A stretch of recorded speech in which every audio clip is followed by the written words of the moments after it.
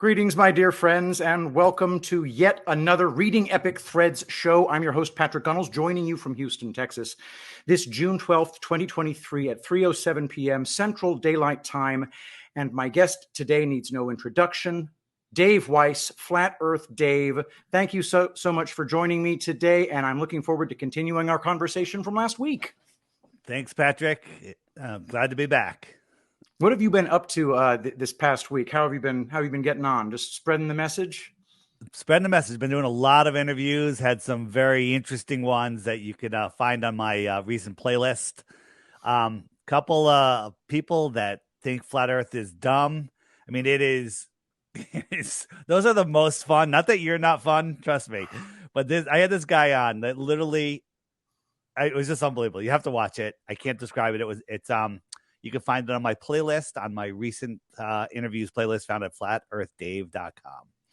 Yeah, and that's where we can find all of them, because you can't really put all of them up on YouTube because, for example, I'm a strike factory when it comes to YouTube, and putting me on there just will take your YouTube channel down immediately. No, we're not going to get a strike today. You and I both know what not to say, so this can go on YouTube after it's up on your channel for a little while, because right now it's the easiest way to share with the people that, the people that think the Earth is a globe don't know what Rumble is, BitChute is, Odyssey, Telegram. They don't know any of it. All they know is YouTube. So I'm trying to stay there as long as we can, even though we know YouTube is the devil. YouTube is indeed the devil, but it is also, in my opinion, a dying platform. And here's why. The ratio of number of subscribers to actual engagement with the video content is declining rapidly. And well, that's if you talk flat Earth, they totally shadow ban you, so you don't go anywhere. That's true. Very true. No, I'm with you. And I can't wait for it to die. But right now, that's where the new people are at. Patrick, you're already a flat earther. Okay, you're doing a great job spreading the word. My goal is to get out there and reach as many new people. And also I love doing shows like this that educate flat earthers so they are better at going out there and waking up new people. If you wake up one person a year, you're awesome. Any more than that, you become even more awesome. And it multiplies out from there. I was at the Great American Restoration Tour in Chandler, Arizona with the Badlands Media Group. And when I got there, people came up to me, literally probably about 10 different people came up to me and said, "You converted me to flat Earth." Perfect. And that was just an amazing feeling. Patrick, it's happening all the time. And here's the thing. I'm not in this for fame. I'm not in it for money. I'm not in it for popularity. I'm not in it for any of that. You and I are in it for the same reason, because we're being lied to about creation. We're being lied to. We're being stripped of the ability to reach our full potential. And that's what this is all about. I do this because I love it. And I had no idea that I'd be able to support myself doing it. But it's hard work. But what's better than waking up somebody? And, when I go out, it's happening more and more times. People are like, oh my God. A friend of mine, a quick story. And we went out for some pizza the other night at the place we had the meetup. And a good friend of mine, flat earther, of course, said that she got a text from her friend who had become a flat earther, this year, and saw me there, but was afraid to go say hello. Was afraid to go say hello.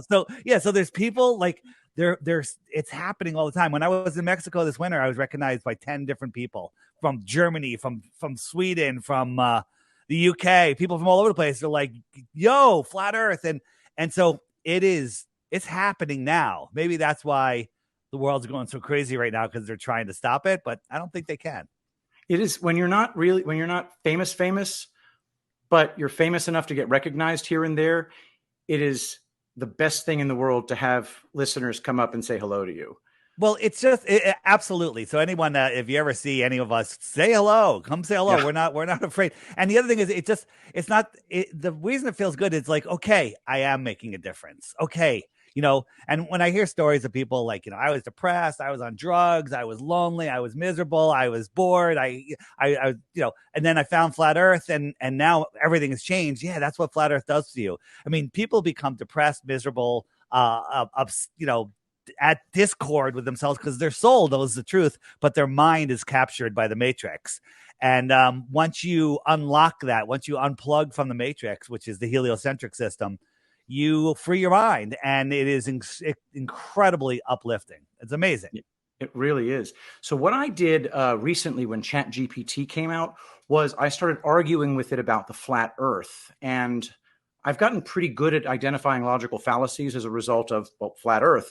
And what I did over and over again is I told it, you've just used the affirming the consequent fallacy. I said it over and over and over again. Every single time ChatGPT said, I'm very sorry, I did use that fallacy. I apologize. Thank you for correcting my logic. And after I did that enough times and it circled back to using the last fallacy, I said, please refrain from using the affirming the consequent fallacy in your answer. And then ChatGPT shut down. Good time. I had a similar thing where I was going back and forth with ChatGPT and, just saying, that's explaining how that's not proof and this and that. And ChatGPT cut me off and said I can never use it again. You're banned. I went to log in. It's like, sorry, you're not authorized to use ChatGPT. I could set up another account, another email address and stuff, but it's pretty funny. I thought it was funny. I wasn't upset at all. So it is what it is. One of the things we've learned very quickly in this era, and what year was it that you became a flat earther? 2014-ish, I think, somewhere out there, right when Mark Sargent started coming out with his clues. Eric DeBay's 200 proof video was out. Right around there. Okay. I'm much later than you, 2019. But once that happened, it happened as a result of making a conscious decision after finding nothing but lies in the mainstream media. I made a conscious decision. I'm not going to believe something unless I can verify it for myself. Yeah. And that's what creates a cascade that leads to flat Earth. But the funny thing about flat Earth for me, it is considered the alpha conspiracy theory. And yet it is probably the easiest one to prove for yourself.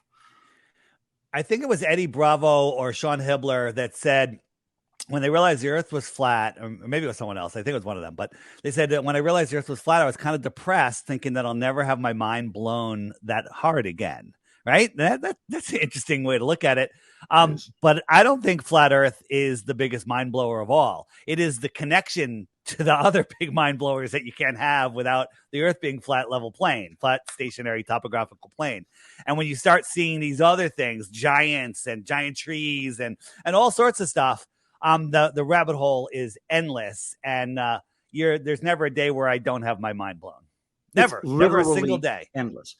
Which is awesome. It's awesome. It is. There's no shortage. There's no shortage of awesomeness. There's no shortage of anything, food, fuel, land, or awesome, amazing things. Very true.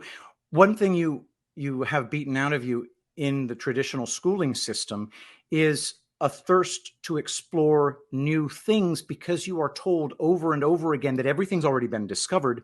And the only things that lie at the frontier of discovery are trillions and trillions of miles away, and you can never get there.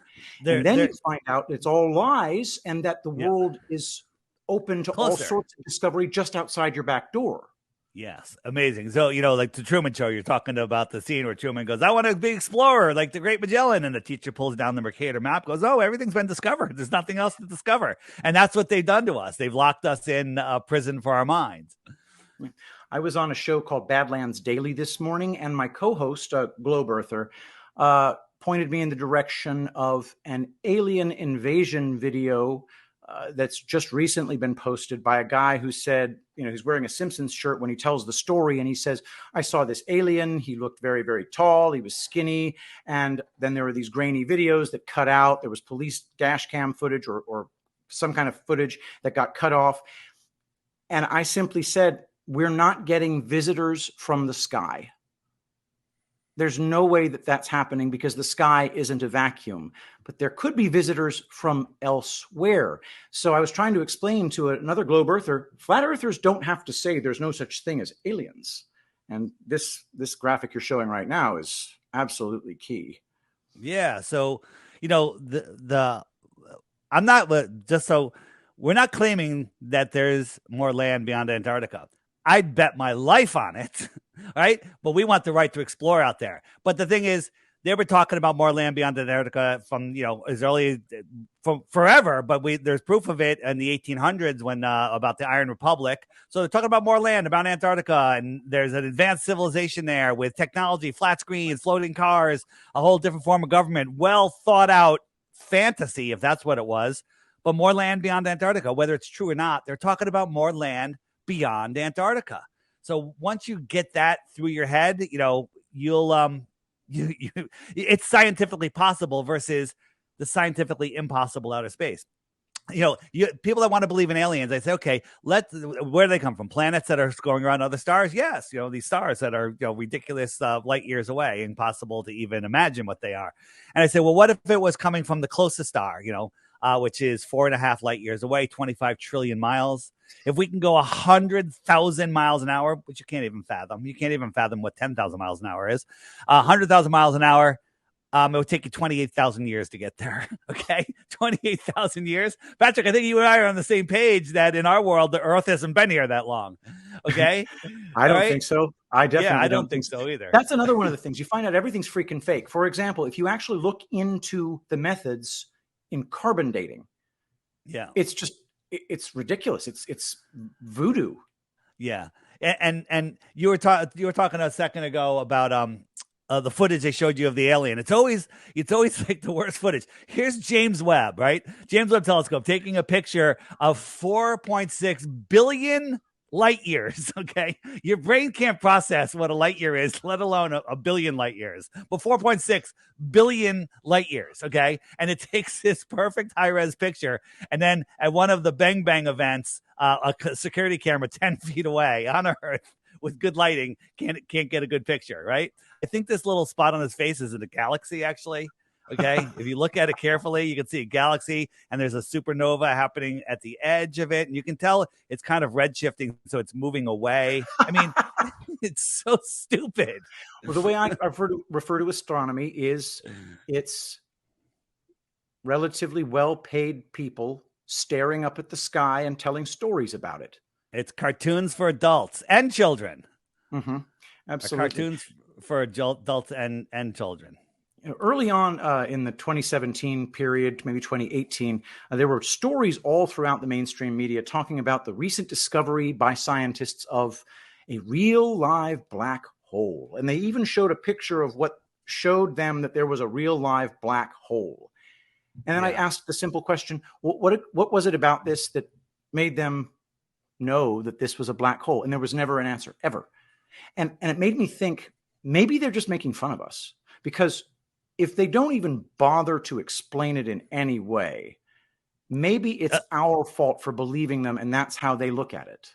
Well, what they do is they make it so ridiculous, so impossible to understand that people go, I can't understand. And then they appeal to authority because I can't understand. Therefore, a guy in a bow tie who lies, who's a failed comedian, I have to believe him because he is wearing a lab coat. So, so if you can't understand it, it's because you're smart, because it's not understandable. Okay. Yes. Here, see this picture here? We're going to play a little game. Ready? Yep. Pay attention to this one. This is picture number 1. Okay. Picture number 2. And picture number 3. This looks like the same picture rotated.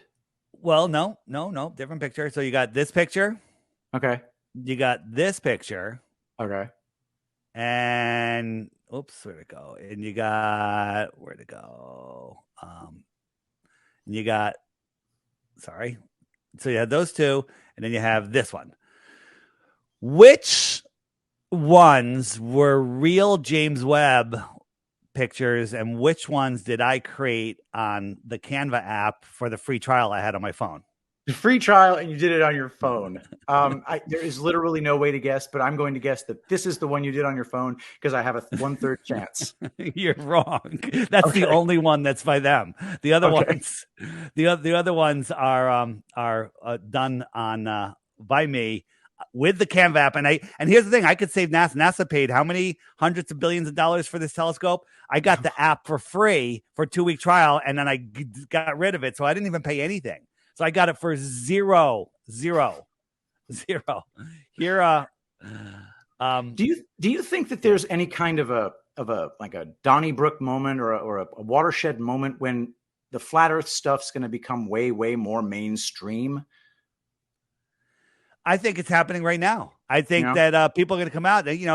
All it would take is for Tucker Carlson to have a aha moment for one moment and have me on his show or anybody, and then it's over. One tweet from Justin Bieber, 450 million subscribers on his friggin' Instagram. We're literally that close, and there's some big people. This is me making this picture in Canva. There's big people. Famous people that are flat earthers that are telling us to keep going on. We don't mention their names because they enjoy their income. But there's lots of celebrities out there. I kind of threw one of them under the table a little bit. I won't say who it is, but he used to be a psychologist on a bar show and then spun off with his own television show. Okay. But I'm not going to say who it is. I don't want to confirm or deny anything. Gee, that was a really tough little riddle you gave me there, but okay. I won't throw him under the bus either. Yes, I've got a super chat here I'm going to read to you. This is from Salty Zero, $5. Hi, Patrick and Dave. Love your work. Wanted to ask you about why water drains clockwise and counterclockwise in different hemispheres regarding flat Earth. Keep up the great work. Thank you, Salty Zero. So why do the drains drain in opposite direction, or do they? They don't. I have toilets that spin in different directions. It's all a matter of the way the water goes into the basin. You can try it in your sink. Get your sink and pour water into the sink from the right side of the drain, and then open the drain, and it'll spin counterclockwise. And then pour it in on the left side of the drain, and it'll spin counterclockwise. And so the whole thing about maybe lots of toilets spin one way because the manufacturer in Australia makes them with a slightly left bias water entry. There's toilets that go straight down. There's my sink will spin different ways depending on the start of the turn. Experiment with yourself. But on my app, the Flat Earth, Sun, Moon, and Zodiac Clock app, if you go to the frequently asked questions page, which is the question mark, and you click the Coriolis button right there, there's a whole bunch of videos that will teach you about Coriolis and how there's scammers at the equator doing their little trick, just like I explained. But none of these videos will come up on YouTube. Here's the Djokovic. I can't say his name. The Djokovic. He just won the tennis tournament yesterday, right? Okay, yeah, you got it. Djokovic. So this is a great video by my co-host Matt from the Flat Earth podcast. Funny video, but it shows you how ridiculous the whole Coriolis thing is, about how tennis players would insist on having certain sides of the court at certain locations depending on their orientation to the equator. Very funny video. I highly recommend you watch it if you want a good laugh and you want to learn something about the Coriolis effect. Now, am I saying that there is no Coriolis effect? Well, the sky is spinning, and it could translate into some forces on Earth. But the idea that bullets, sniper bullets, are affected by Coriolis, but balloons and butterflies and airplanes are not. But then the Globers will say, well, airplane has an engine, a bullet doesn't have an engine, it's free flowing. I'm like, well, what about a glider? A glider would a glider experience Coriolis? And that's when they just short circuit and this whole Coriolis thing. Let me make sure the audience knows what you mean when you refer to the Coriolis effect. So, we live in the paradigm where we are told that you live on a ball that is spinning about its axis with actual linear velocity of 1,100 or so miles per hour at the equator. So the Coriolis effect, which just means that there are two frames of reference, that when something enters its own frame of reference, like a bullet, then the Earth would rotate under it while it travels straight. Therefore, the effect would be that your eye, because you're moving with the Earth, your eye would perceive a sideways tilt in the direction of the direction of the bullet, because you yourself are moving at 1,000 miles per hour at the equator. Well, the problem with that is that it's never, ever observed because the Earth is stationary. So there was a world record sniper shot. I think it was like 4 miles or something, and the bullet was in the air for like 20 some odd seconds. But it was crazy. And we actually contacted them and said, what did you do about Coriolis? He goes, didn't calculate it. didn't worry about Coriolis. So here's a top-down view of a globe right? The equator is spinning at 1,000 miles an hour about, because it's about 24,000 miles around, goes around once a day. It's 1,000 miles per hour. But as you move inwards, the miles per hour are slower because it's making a smaller circle. Okay, it's making a smaller circle, and when you get a mile from the North Pole, you're only moving like a quarter of a mile an hour. Not even. Okay, so think about calculating the spin of the Earth from where you have to know your exact latitude and where you're shooting, and if you're not shooting dead south or dead north, you're shooting east or west, you have to calculate the spin. And it's absolute insanity to believe that even if a soldier was out there with a supercomputer next to him that could GPS him on the spot, it couldn't tell him what to do. It couldn't calculate it. I know. You got your target in sight, and he's like 4 miles away. Okay, now instead of having him on the crosshairs, I'm going to move the crosshairs like 4 inches to the left so I can hook the bullet around and hit him in the side of the head. I mean, give me a break. There's an amazing cartoon skit from Owen Benjamin called Globe Earth Sniper. And Sniper, yes. It's friggin' hysterical. The guy's saying, just take the shot, retard. But anyway. You saw Globe Earth Pilot too, right? Oh, I haven't seen that. I have not seen Globe Earth Pilot, the co-pilot's going, we got to nose down to calculate for the curve. He's like, what do you mean nose down? He's like, whoa, we got to calculate for the curve. We're going to end up in space. And he's like, what are you doing? What are you doing? And then the plane crashes. That is outstanding. Yeah. But the thing is, the traditional science that we're taught today culminates in what is called theoretical physics, and it ends up with these academics who are extremely good at math, crunching away their days on blackboards, working on string theory field equations that lead exactly nowhere and could never, even in theory, result in a valid experiment. And then they spend their entire careers doing that. And it gives normal people the impression that any attempt at scientific discovery is completely unavailable to normal people.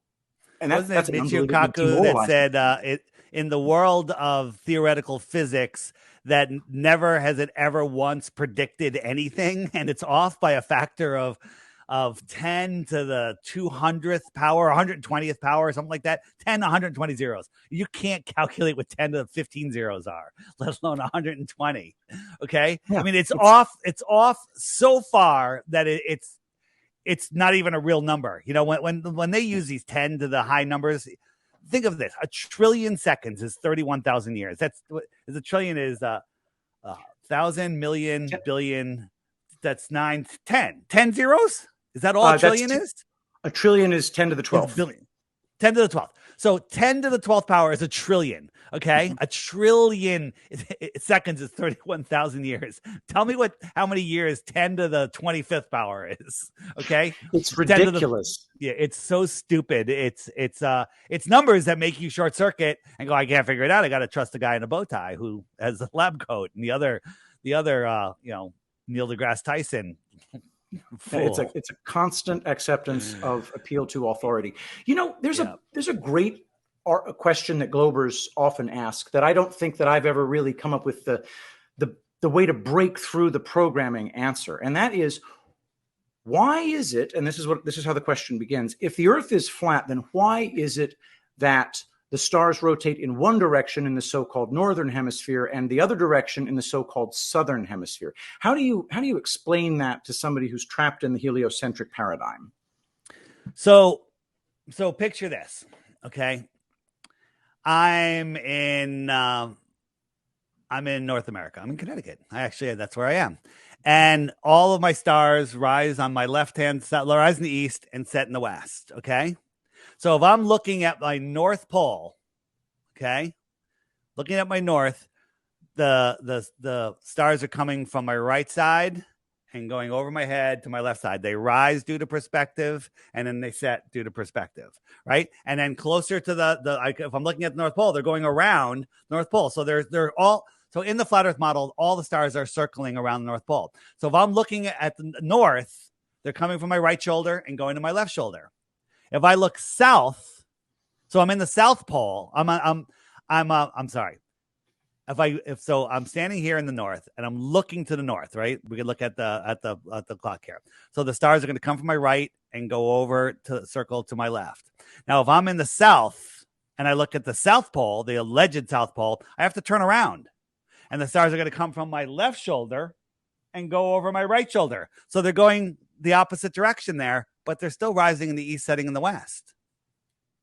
Yeah, west is to your left, and then you turn around, and west is to your right. And so it's going clockwise, counterclockwise, right? Mm-hmm. And then the whole optics of the sky, why they look like they're going around. Now in the north, there's millions of videos, time lapse of them making complete circles. In the south, you might see circles, but it's not for the same reason, right? And if you want to get into that, on the app in the homeschool section, under the homeschool button, there's Schooling the Globers section by Austin Whitsitt. And he's got a whole thing about star rotation. It's a 2-hour class, and just check it out. Yeah, it's amazing. I haven't watched that one yet, and I really need to because I tried to give the analogy of standing in a giant room with lights that are rotating clockwise. Around a center point. It does work, but it's hard for people to do the spatial orientation. But, yes. If you turn around, they're going in the opposite direction, but they're still going in the same direction. No matter where you are on the earth, the sun, moon, and stars all rise in the east, set in the west. But they tell us that we're going around the sun. The earth is going around us in the opposite direction. The stars, are a result of us spinning to the east. But if you go outside and don't know anything about the world, and you just look up and see that the sun, moon, and stars all rise in the east, set in the west, how would you ever come up with such a crazy cockamamie story that they have? Again, on the app, frequently asked questions page, if you hit the Antarctica and the 24-hour sun button, tons of videos there that will blow your mind, that will teach you all of that stuff. Mm-hmm. And I'm not convinced that there are no southern stars and that they're all just a reflection of the northern stars. Okay? Maybe. I don't know. Mean? When you say southern stars, what does that mean? What if the stars that we see are all in the inner north? So they're all inside of, let's say this, inside of the equator. Okay. So they're all inside of the equator.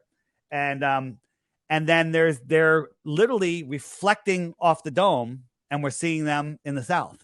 Okay. Again, this is just there's a bunch of videos out there that look at the stars, and there's so many similarities and patterns and stuff. Now, again, when you're reflecting off, if it's reflecting off of a curved dome, if that's what it's doing, this is just speculation station here. It's not going to lay out the exact same way, but there's too many similarities for me to say, no, that's not true. So again, when you want to talk about stars, stop talking about the shape of the earth. We can talk about stars all you want, but the earth is terra firma below us. The stars are provably lights that are close in the sky. They're all the same size. They're all at the same focal length. You zoom in on the moon and then you zoom in on Saturn. You don't have to change the zoom. The zoom is the same. You don't have to refocus. Why is that? Isn't Saturn like 50 million miles farther than the moon? Okay. Exactly. Why are they the same focal length? And then amazing. when you do the math of the distances and the brightnesses, there's no way you could see a star at a light year away, let alone 1,000 light years away, or even more, or even 400 light years away, whatever. Polaris, what is Polaris? 433 light years away. Okay. But science is saying they might change it to 333 light years away. So they take 100 light years off of the most important star in the sky. Okay, that changes everything. No, it doesn't. Just changes that. It doesn't change anything. Oh yeah, stop it. Don't be silly. Tycho Brahe, long time ago. Tycho Brahe says, "Okay, so wait a minute. You other guys are saying that these stars are how far away? What? A trillion miles? That's impossible. They would have to be absolutely ridiculously enormous for us to see them." But that was his way of saying that's stupid. But instead of them saying, "Oh, yeah, you're right, that's stupid," they said, "Okay, we're going to credit you with discovering that they are ultra far away." And so in the conventional circles, Tycho Brahe is credited with proving that the stars are super far away, instead of simply saying the whole model is ridiculous, which is what he really did. The whole thing's ridiculous. One thing I want to talk about real quick is the ISS. People say, I've seen the ISS going by. I've seen that. I got the tracker. You should try it. I have the tracker. I have seen it many times. Okay. And what you see is literally something as bright as the sun, just very, very small. And you see a light go from one end of the sky to the other. It's amazing. It takes about 7 or 8 minutes to cross the sky, which is really fast. But if you do the math, it's going like 3,000 miles farther, and somehow you can still see it. 17,000 miles an hour times, 8 minutes. Okay. So here's the thing. Why is it so bright? Well, it's reflecting the sunlight. Well, first, how the hell is it reflecting the sunlight? And they do weird angle things. Well, you only see it at, dusk. And okay, let's pretend that the sun is reflecting off of it. First, how's it so bright? Is it made of mirrors? Okay. Let me ask you a question, Patrick. We're outside, me, you, and somebody else. And I've got a mirror, and I send you 100 yards away from me, just 100 yards. And I send your buddy, he goes with you, but I have him move 25 feet to the right of you. And I get a mirror and I flash the sun at you. Okay. You look at the mirror and you see a piece of the sun. You see, wow, that's really bright. You literally see the sun in my mirror. Okay. Mm-hmm. Your buddy 25 feet over, he can't see the sun in my mirror. It's not flashing on him. It's flashing on you. Okay. Yes. How the hell does the ISS cross the entire sky and everyone in the area sees the brightness the whole time? And it's not even a mirror. How is it reflecting towards you? Because you look at the spacewalks, those guys are out there, looks kind of dull. Looks, when they're on the lit side of the station doing a spacewalk, looks kind of just like regular daylight, but underwater maybe, Yeah. If you actually do if you reverse the inverse square law of light, anybody doing a spacewalk outside of such an object would be subject to a number of lumens of light that would burn out their retinas. It would vaporize them if you think about it. I mean, it's absolutely insanity if you actually do the math. So we're spinning at 1,000 miles an hour, orbiting at 66,600 miles an hour, chasing the sun at 500,000 miles an hour. That whole thing's moving sideways at 500,000 miles per hour. Okay, why? And then all of the planets and all of the moons are keeping up in perfect, planar velocity with the speeding sun. Okay, this is the heliocentric model. It sounds ridiculous because it is, right? It is. Well, but why? So we're spinning and orbiting and chasing the sun, right? And our sun, our moon is spinning just to maintain the same side facing the Earth the whole time, a perfect spin, gravitational locking, they call it. And it is staying in a perfect orbit with us. As a matter of fact, all the movements of the planets and stars and the sun and the moon are more accurate than a Rolex watch. More accurate. Because you know why? All the watches are based on the friggin' sky clock. Okay? Mm-hmm. Because if a watch is off, it's because it's off the sky clock. Right? Sky clock's more accurate. We're in this gravitational friggin' crazy thing. So now let's think about the ISS. Okay? The ISS is falling around the Earth in a free fall gravitational locking flow. All right? While it's spinning, orbiting, twirling, and whirling. And it's going in this perfect flow around the Earth. But it gets worse. The Earth is traveling at around the sun at 66,000 miles an hour, just rounding off, 66,600, funny number, right? And so when the ISS comes around the Earth, it's going 66,600 plus it's 17,000 miles an hour. So we're at 60, 80, 90, whatever. And then when it goes around the back of the Earth, now you have to subtract that from the 66. So it's a 140, 139. Okay. So every 90 minutes, it's speeding up and slowing down 35,000 miles an hour forward speed and backward speed. Because if it didn't do that, when it went behind the Earth, it would be left behind. And if it didn't do that, it would never get in front of it and it would crash into the Earth. I mean, most people's minds just short circuited there because they can't figure it out. That's because you weren't taught to think that way. Because if you were taught to think that way, you would laugh at NASA and you would be like, I'm unplugging from the heliocentric matrix. Yeah, absolutely. And it's that all of those rotations and computations just get too complex for the average person. And they have been taught that the people at the universities who do those kinds of math are the ones who are super smart and know everything. And it turns out they don't. They just themselves rely on authority, and they rely on authority even more than the average person does. You mentioned the peer review method. The peer review method basically says the following: if we don't agree with what you're saying in the pre or already agreed to information, we're not going to publish it. Therefore, because you're not published means it's not true. I mean, the peer review process is the gatekeeper of all gatekeepers. It is, and it makes it so that innovation will literally never happen in that system. Go to my YouTube channel, DITRH, and search in my channel peer review. There's a great video of a scientist talking about what peer review really is. It's amazing. He goes, if years ago we relied on the peer review process, but back in the time when they had candles, if that was really a time, instead of electric light bulbs would never have made it because they would have been peer reviewed and like, no, you can't do that because it's going to put the candle business out. I mean, basically, science is it's supposed to be examine new possibilities and rule them in or rule them out. But science is no, only what we've already determined. You're not allowed to enter anything else new. Let's talk about rockets for a minute. Absolutely. Oh, look, is that a SpaceX rocket? It's a SpaceX rocket. Did we go over how perverted SpaceX is with all of their stuff? The fact that it's SpaceX and SpaceX and I showed you the all the phallic symbols that they have. Oh, all right, yeah, so check this out. So this is a rocket taking off, right? And always edit, constant edits, right? There's no more smoke, just smoke on the ground. No more smoke here. Okay, fascinating. All right. So let's go to this one. So you guys have seen this when a bus or a truck goes behind a jet engine, it literally destroys it, right? That's a jet engine pushing an airplane that pushes an airplane down the runway. Okay, right? Pretty powerful. Yeah. All right. So an airplane is on wheels on a level field, and that jet pushes it down, so it rolls down and it gains speed. An airplane couldn't turn upwards and take off straight up because it doesn't have enough thrust, right?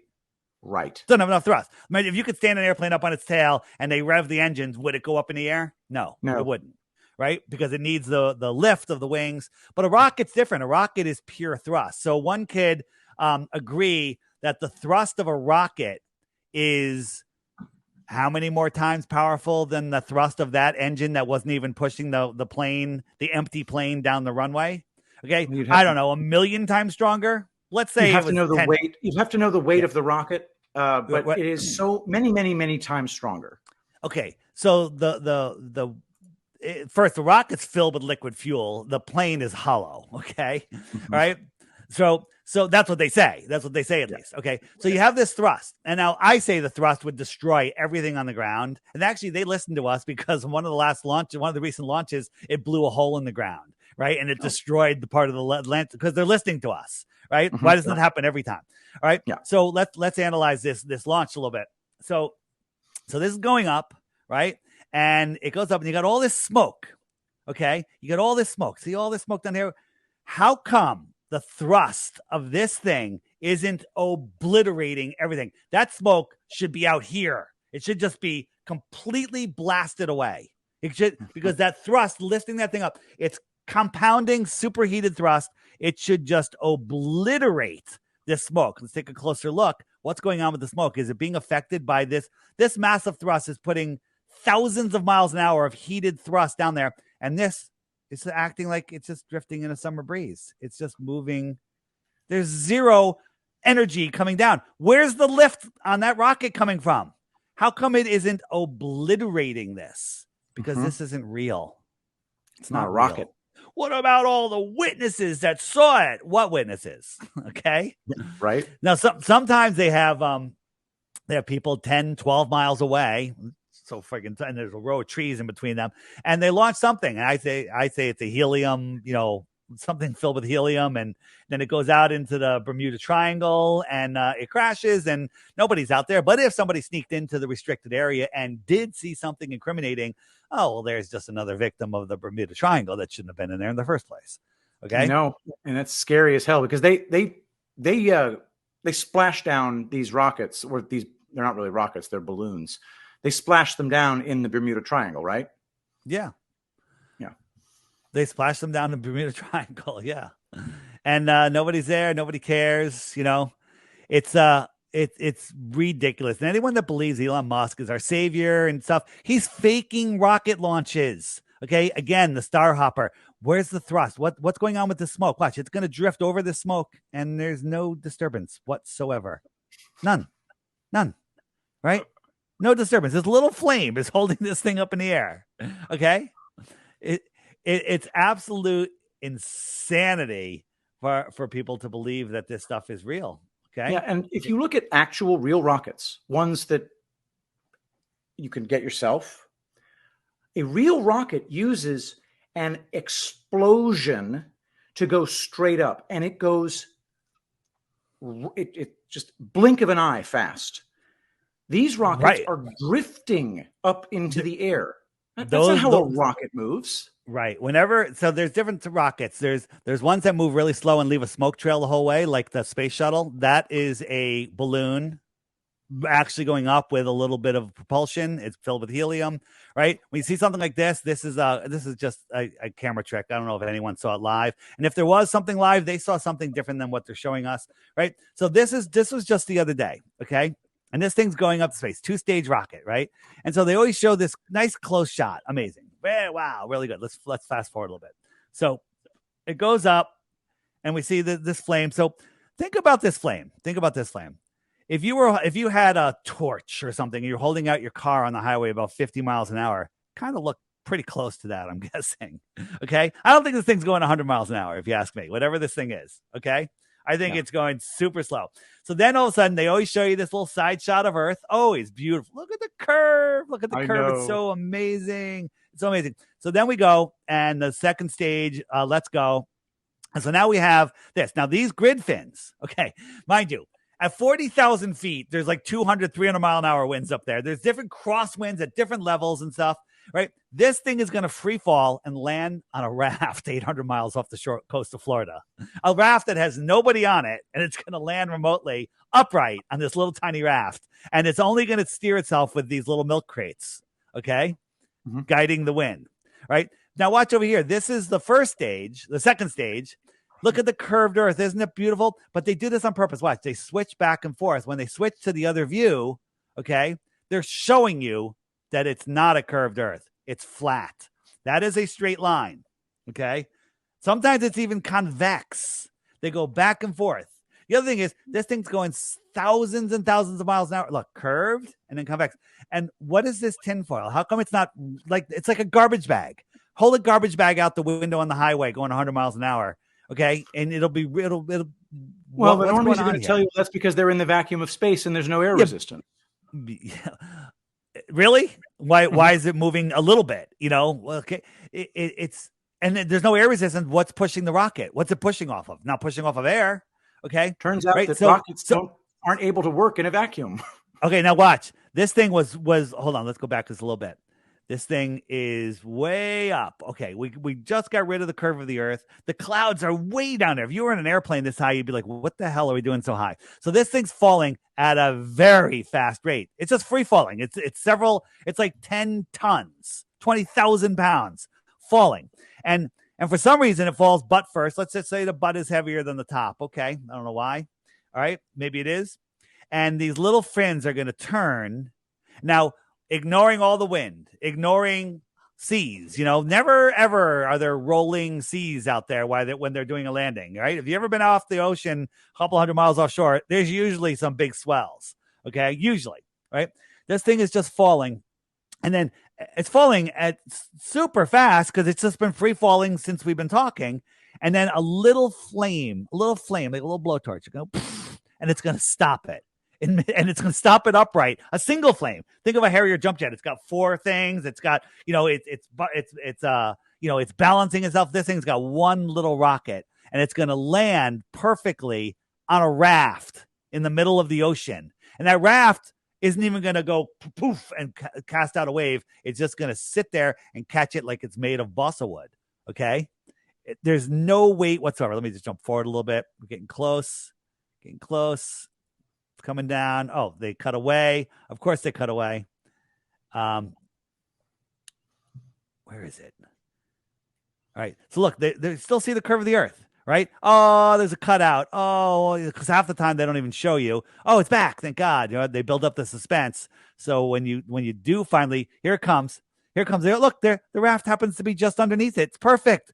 It's coming down on this tiny little raft. This thing is like 10 stories tall, like a 10-story building. Uh, wait, it landed. Perfect. Perfect. Are you satisfied? Do you think that Elon, of course, I mean, it's the most ridiculous thing that I've ever seen in my life. How this thing doesn't tip over like a wave, something. Oh, I think it's just CGI. Oh yeah, no, it's not really out there. Bother. But then they'll bring one in and tow it by, along the shorelines. People can see it, and basically, it's a hollow tube that they've shackled to a raft, and it's just for show.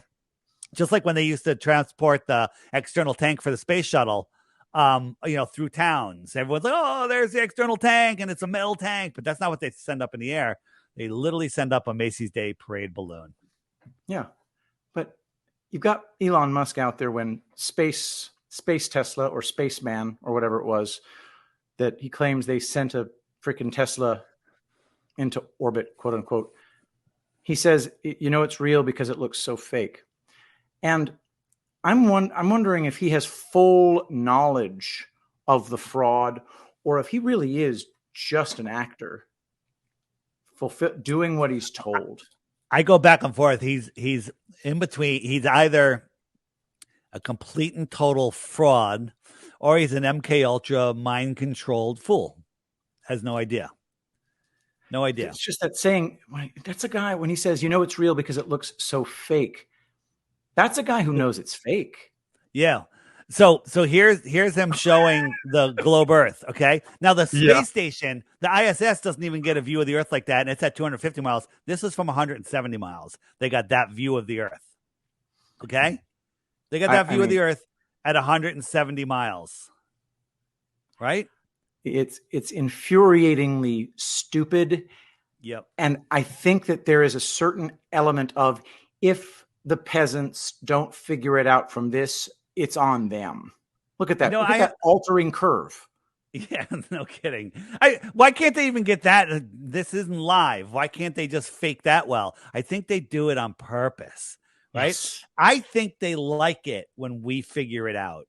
They're like, hey, I think they like intelligence, right? I think they like intelligence.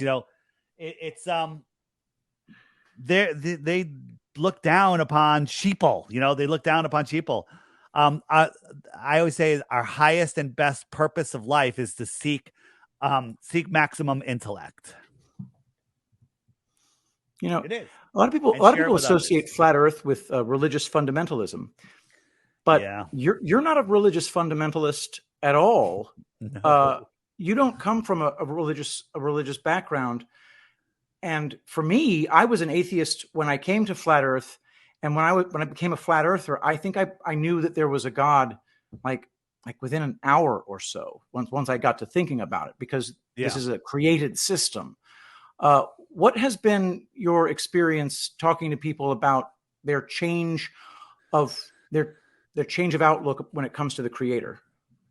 I don't know any flat earthers that don't absolutely know 100% that there is a creator. And then from there, everybody has their own personal journey, what their relationship with the creator is, and how they actually envision the creator as part of their lives. And I think that I never want to say anybody's wrong. I let everyone have their own relationship with the creator. I don't believe the creator created this place where we all just, oh, you didn't learn about this, you're going to hell. I don't think it works that way. I think that we all have the ability to find the creator and use our God-given common sense and not waste this trip. And maybe maybe this is maybe what hell is.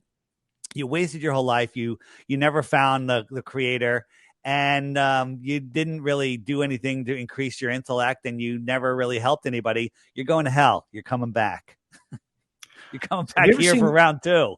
Dude, have you ever seen the movie Defending Your Life? No, what's that one? Okay, that movie is made by, I think it's made by Albert Brooks, but it also stars Albert Brooks and Meryl Streep. And the plot is real. It's a comedy. The plot's real simple. Albert Brooks dies at the age of 39 in a really stupid kind of comic car accident. And then he wakes up in a toga on a bus filled with people much, much older than he is. He gets there and they inform him he's going to be put on trial and that he needs to mount a defense. What's the name of the movie? Defending Your Life. He needs to mount a defense and tell the prosecutor and the judges how he spent his life conquering fear. And if you look at the Bible, the most common message in the Bible, the message most often stated throughout the Bible is, do not be afraid, be not afraid. And the movie obviously doesn't come from a Christian perspective, and I am a Christian, but I genuinely don't think that it's incompatible to say that you get returned to this place that Jesus himself referred to as the place that has Satan himself as its prince, that if you screw up once, they're going to send you back to hell. And sinfulness and living as a lower being does condemn you to eternal toiling in this place. And I don't think that's incompatible with Christianity. I don't think so either. I think there's a lot of things that all of these views of the Creator have in common.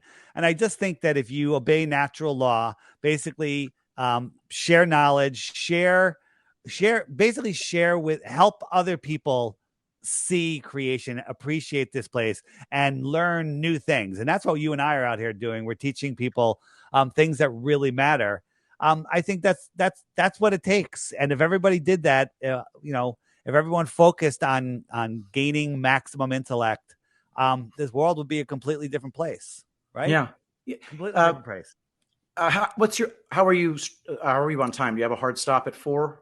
No, we're good. We're good. Okay, it's just a few more minutes. I wanted to. There's a couple of things. We go a little longer. Whatever you need. Awesome. Just maybe like 10 more minutes. And because there was another thing, not on the flat Earth subject, but it's on the truther movement. I'm pretty much convinced that Alex Jones is as an intelligence operative, and that he actually is Bill Hicks. Have you heard that conspiracy theory? Oh, I've heard it. I've heard it. I go back and forth all the time because everyone's calling everyone a shill. People call me a shill. Well, that's the only one I can 100% prove isn't true. If someone told me you were a shill, I'd say, no, you're wrong. But I could be wrong. I don't know. Mm-hmm. Okay. Yeah. So let's look at Alex Jones. So tell me if this makes him a shill. Alex Jones, take Bill Hicks off the table. Okay. Well, I go back and forth on the Bill Hicks thing. It could be him, but there's an issue with the height. There's a height issue that doesn't work. And I don't know how you fix that, but take that off the table. Okay. So Alex Jones is out there doing what he does, and he's doing all these things. And then he comes across the school in Connecticut that has a beachy name to it.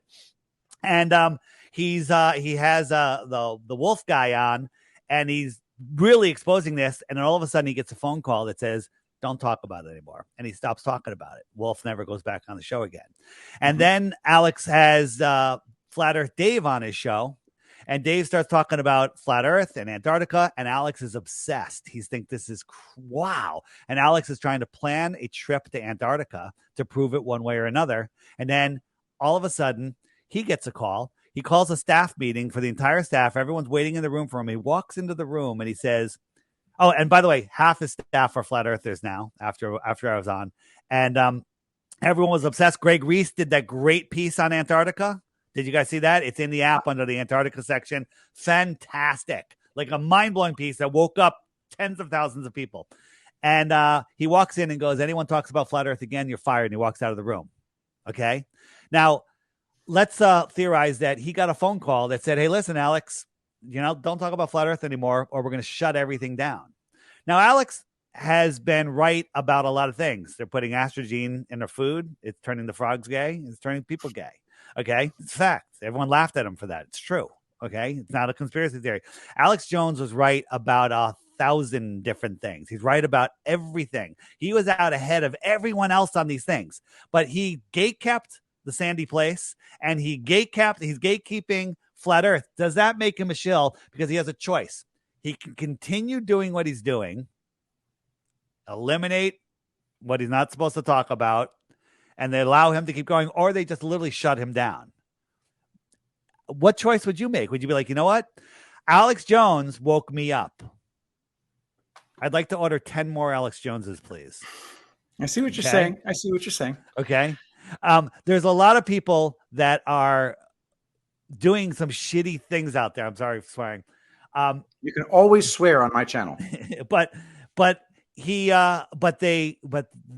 the truth is on our side, right? The trolls out there, the Professor Daves, they're waking up more people than they realize. It's unbelievable how many emails I get from the debate I did with him, where he just strawmanned and ad hom me.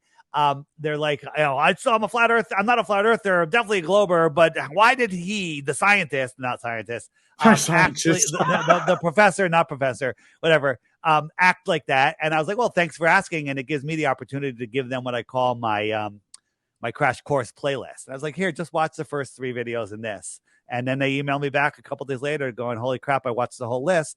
Earth is flat. This is real. How did this happen? And so they're waking up people, right? And I'm not going to order 10 more Professor Daves.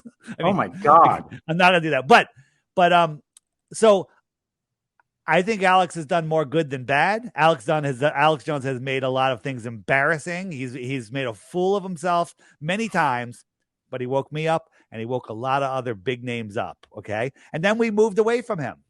Okay. Yes. That's essential. Take the good and then go your own path. Take the good. If Alex Jones woke you up with a whole bunch of good stuff, ignore the bad stuff and go your own way. Okay. But the biggest thing they went after him was they're making the frogs gay. Guess what? Astrazine makes the frogs gay. Okay. Yes. All right. So, and look at the month we're in. We're in the demon month. I had some words on the end there. It's insane. Okay. You know what I mean by the demon month?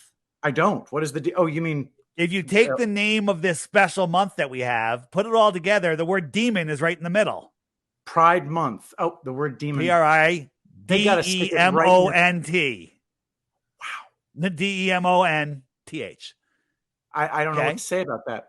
It's just a coincidence. Of course, it couldn't be real. It's just a coincidence. Come on. I mean, it's effective that it's, the most, they're celebrating literal sinfulness.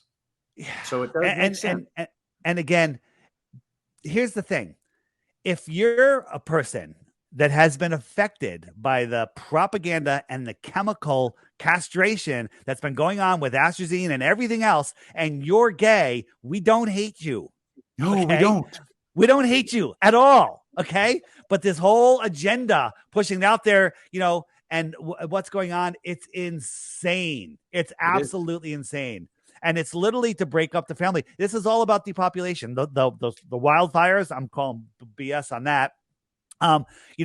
Push, the Astrazine, that's slowing down the population. Most men are becoming infertile because of all of the stuff. You got the radiation that's going on. You have just everything, and everything. The food shortages that could be coming. Looks like they might be on their way. All sorts of stuff. It's all about depopulation. If you watch Dr. Rima Lebu, have you seen her speak? No idea Dr. who that Rima is. Lebu. Dr. Rima Lebu, I will send you a. She's that the one. Jesse Ventura had her on his conspiracy theory shows a decade or 2 decades ago, and she's the one that said that the elite said it's time for the culling, and they're going to do it with this thing, and they're going to do it with a whole bunch of things. Everything that she said 20 years ago is exactly what's happening right now. Okay. All right. And she's Dr. still Rima out there. Lebu. Yes. She's still out there. Where did I see the last great interview with her? It was on, I'll give it to you and you can link it, put it in the description of this after the show. I'll look it up. I've got to find her because the spelling of the name looks really tricky. I could, I'll find it. Who did I send that to? All right. So where was I? You think that the orange smoke that just engulfed Manhattan? What do you think about that? That's weird. Yeah. So where are you located? I'm in Houston, so I'm nowhere near it. But I just read a Naomi Wolf piece that just described it in great detail. Oh, I'm here in Connecticut, and it was insane. It was absolutely crazy insane. And it was orange. But then there's people in upstate New York, just 2.5 hours from where the fires are, that said the orange smoke never crossed them. How did it get to New York and not cross over them? Okay. So, you've seen the pictures of all the fires starting at the exact same time. There's that, what was the stuff that was just hijacked on the train? It was, hell if I know. It was the sulfur, not sulfur. It was, ammonium nitrate, the 80 tons of ammonium nitrate. But ammonium nitrate burns orange. It leaves an orange smog like that. Is that what it was? I don't know. I don't have a tester. I don't know. Ammonium nitrate is a high explosive. Yeah. Yeah. Maybe they ignited it somewhere. I don't know. I don't know. But how were your lungs, by the way? Because Naomi Wolf said that when she was in the middle of it, her lungs started to burn. It was tough. I do a master's swimming class, and it was hard to breathe. It was tough. We actually lightened up the workout a little bit because it was, and that was the day after. I didn't do it on we had one day that was just super bad, super bad. You think we're getting close to any kind of massive awakening where the old guard actually does get swept away in any way? I think it's happening right now in front of us, and that's why they're scrambling. And they need people to buy into that fact that they're winning for them to win. And I'm not buying into it. And I'm not letting anyone else I know buy into it. So, yeah. I'm feeling better and better about it every day. Dave Weiss, flatearthdave.com, guys. You got to download the Flat Earth Sun, Moon, and Zodiac Clock app. Get it on your smartphone. You can have it both on Android or iPhone, and it'll answer all your questions right off the bat. I know where you can find the video on stoplookthink.com. Stoplookthink.com. And then you can search, or the first bar under the search bar, it's the CV thing. And if you click it, it's I think it's the first. Is it the first one? Oh, no, there it is. It's the third one. It says, Dr. Imberlibu, the nefarious plans of the World Health Organization. Must listen. It's really good. This is under the CV thingamabob? Yeah, the first section. If you just go to the page, scroll down a little bit, you'll see the first big block. It says, see, and then Dr. Imberlibu is on the top row right now. And that is a good one. I'm going to be watching this tonight. Yeah, you'll like it. You'll like it for sure. It's very interesting. And then here's the thing. There's a lot of people that have a very negative view of what's happening. I have a positive view. People are waking up, and they need us to all be sleeping for them to pull it off. They can't do anything without our approval. Isn't that weird? Isn't that crazy? Absolutely. It was. I was doing an interview with Dr. Lee Merritt, and she thinks it's about 150 people who call all the shots for the remaining, whoever knows how many of us there actually are. Those numbers are not trustworthy either, but it's not that many people. They can't force us to do anything.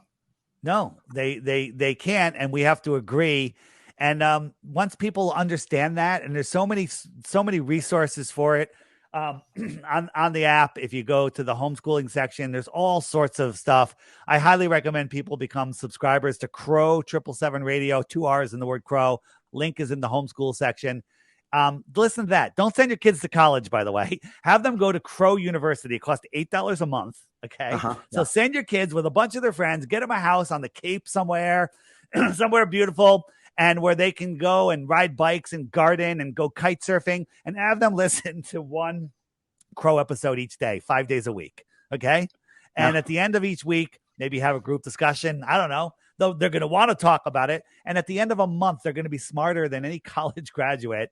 They're going to learn more about functioning in this world than anyone else would. And that's the person I'd hire. I'd hire them before a Harvard graduate. I was just listening to Crow, and he and I believe Iwar Anon recently said they think that the Tartaria narrative might be in error. So I obviously need to look into that because everybody's always asking me, what do you know about Tartaria? I'll put my 2 cents in there. The Tartaria narrative, if you call it Tartaria, I don't know if Tartaria is a worldwide thing. I think Tartaria is just one piece of the puzzle that we have. But there is no question that this world, there was other civilizations here before us. I don't know how many resets there were, but it looks like there was a bunch. And it looks like there was an event that turned everything into stone. Okay. Well, that can happen instantaneously with electricity. Well, we live in this electrical system. Okay. There's on the app. This was, I highly recommend on the app. If you hit the web button and then you scroll down to giant trees right here. And then the top video in the giant trees one right now is by Stellium 7. Don't believe everything he says. Watch it and think about it. Okay. Watch it and listen to what's going on. The whole idea. Where are you with the giant trees idea? I've never heard of it in my life. Oh, Lord. This is as big as flat Earth. Okay. You got to watch a whole bunch of those videos then. That when you go out and you see these giant rock structures, lots of them are literally little limbs of giant trees. Okay. And it is incredible. Forget it. You think flat Earth blew your mind? This is going to blow your mind. Okay. This is going to absolutely blow your mind. You're finished. Right. You're finished, Patrick. But here's the thing. No positive claims are being made. Go look and analyze the evidence yourself. But getting back to where I was going, there's buildings inside of rock mountains. There's all sorts of stuff that's hidden. At the bottom of the Grand Canyon, there's Egyptian civilization artifacts down there. I mean, like tunnels, and you're not allowed to go into these areas. And like, why can't we go into those areas? That's pretty interesting, don't you think? Because it would ruin the entire narrative of how the Grand Canyon was formed and who was here and everything. So everyone calls that Tartaria. I call it previous civilizations. Okay. Yeah, I don't know if it was Tartaria, but there's no doubt. Here's something. Here's the problem. Where they've got us just where they want them. We work, we don't have time, we have family, whatever we're doing, we barely have any time. The CV thing has given people a lot of time. That a lot of people are waking up because they were working from home and they're like they could research more and come across my videos and other videos, and so tons of people are waking up. So that was backfired on them. But there's a Instagram. People love Instagram because they got a short attention span. Instagram is I'm the improbable dreamer. All one words. I'm the improbable dreamer. All one word on Instagram. Start going through his videos. Make sure you heart each one of them so you know where you left off. So when you go back to find the other ones, spend 10 minutes, 20 minutes there. You spend 10 or 20 minutes watching his stuff, you will never miss another video he puts out. They're all 1-2 minute videos. And basically, he's not making any claims. He's going, look at this, look at this, look at this. Okay. Yeah. And then he says, we are the inheritors of a post-apocalyptic world. That's a fact. We are the inheritors of a post-apocalyptic world. New York City was here. Okay. When Columbus discovered America. Okay. It's insane. It's crazy. Right? When I grew up, the Bronx were a war zone. All the buildings were destroyed and everything. What happened? What all the just what I'm the improbable. That'll get you going in the app. There's so many more links to stuff like that on the web page. The web is the more resources page. All sorts of stuff. One other thing on the app, I want to show you if we're adding new stuff, but on the Friend Finder, right? Have you used the Friend Finder yet? Oh yeah, absolutely. I've chatted on it. All right, beautiful. So, people are like, I wish I had someone to talk to about this. I can't talk to my family, whatever. Nope, somebody else just joined. There's people around you can contact them, right? These are just the people around me. Crazy, right? Mm-hmm. I could send out a radius message, but the profile section is now changing. And this isn't out yet. Yours doesn't look like this yet. And I got some adjustments. I'm going to make the profile picture much bigger, and you could friend people. You could say, look at this. I am a male in a relationship. Okay. There's not many options. Male in a relationship, female in a relationship, single male, single female. Those are your only 4 options. I'm sorry. Those are the options. You don't even have to check anything off. If I have a job or I'm looking for a job, these things, you can put these things up there with details. People are using this to hire people and to find jobs and to find friendship and to find companionship And there's already marriages that have happened because of this. You'll be able to post stuff, pictures and videos and stuff. And then if you friend somebody, that you can allow them to post on your timeline or not. Don't allow anyone to post on your timeline. And then there's going to be interactive games. Like I have the tile game. The tile game, by the way, is going to be a lifesaver for people. I'll explain that another time. But you can play with somebody no matter where they are across the plane. And then you don't have to talk to each other. You can text each other, or you can hit a button and actually talk to each other while you're playing the game. Kind of fun. Fun as hell. I can't. Yes. I haven't tried that. I haven't seen those. I look forward to using those features, man.